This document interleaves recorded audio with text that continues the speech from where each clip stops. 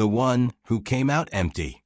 The capsule opened with a hiss that sounded like the last breath of a dying star. Colton hit the floor hard, stone cold. His palms slapped against it, wet skin squeaking, and for 3 heartbeats he just lay there naked and gasping, trying to remember how to breathe. His name. He knew his name.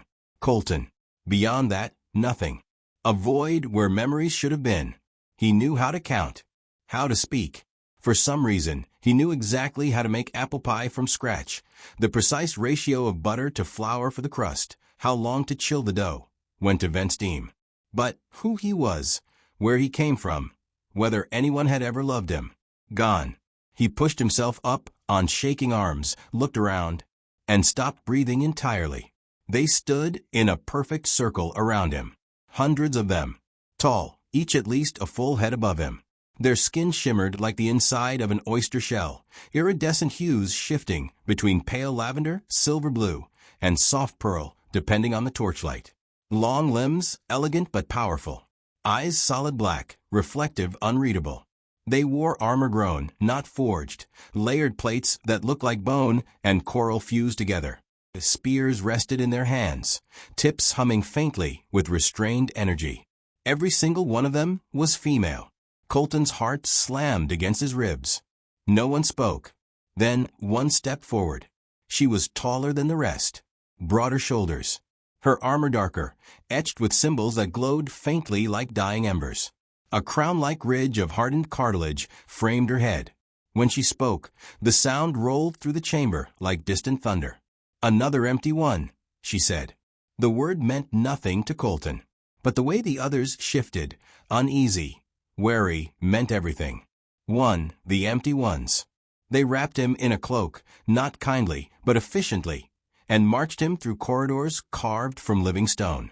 The air smelled faintly metallic, like rain about to fall. Colton tried to ask questions. His throat refused to cooperate.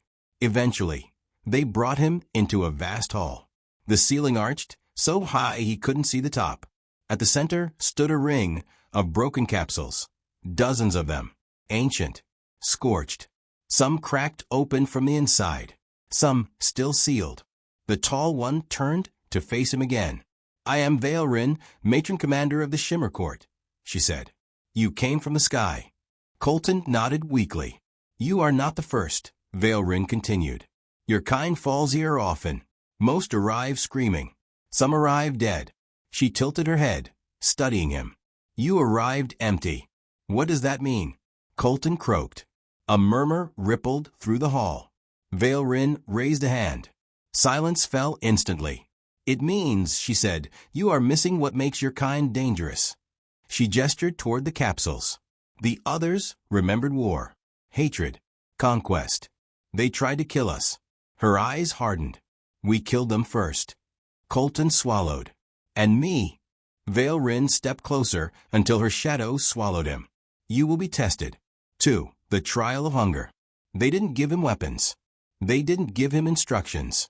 They dropped him into the lower wilds, a cavern ecosystem lit by bioluminescent fungi and crawling with predators that hunted by vibration. Colton learned fast. Not because he remembered how. Because his body knew. He moved quietly, learned the rhythm of the creatures, used stone, sound, and timing instead of strength. He made traps from vines and bone shards, fire from fungus sap and friction. On the 3rd day, he found another human, or what was left of one, armor fused to bone, a weapon clenched in skeletal fingers. Colton didn't know why, but he knelt. "I'm sorry," he whispered. That night, a creature lunged for him and died impaled on a spike trap Colton had built hours earlier without conscious thought.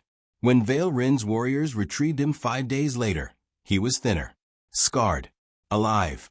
3. What he gave instead. They expected him to boast, to beg, to threaten. Instead, Colton asked for tools. Vale Rin was amused enough to allow it. He repaired broken water conduits using principles he didn't remember learning, improved their food preservation with fermentation techniques, taught them to reduce infection using boiled fungal extracts. He shared recipes, real ones. Food became better. Health improved. Mortality dropped. The court noticed. Whispers followed him through the halls.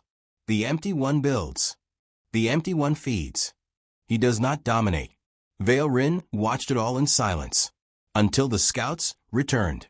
For the ones who remembered. Another capsule fell. This one opened screaming. The man who came out remembered everything. Weapons. Tactics. Rage. He killed 2 warriors before they brought him down. Vale Rin stood over the body, chest heaving. Then she looked at Colton.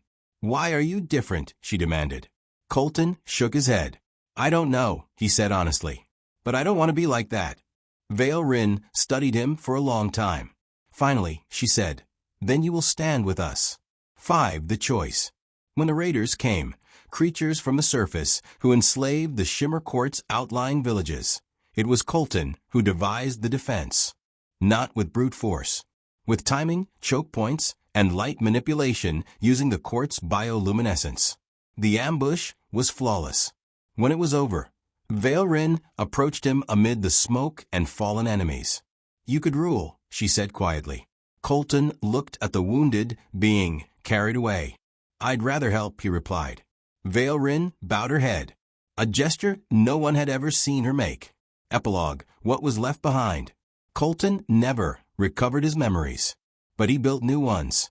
He became known not as the empty one, but as the remembered, the human who arrived with nothing and gave everything he had. And somewhere, deep beneath the stone, the last unopened capsule remained sealed, waiting.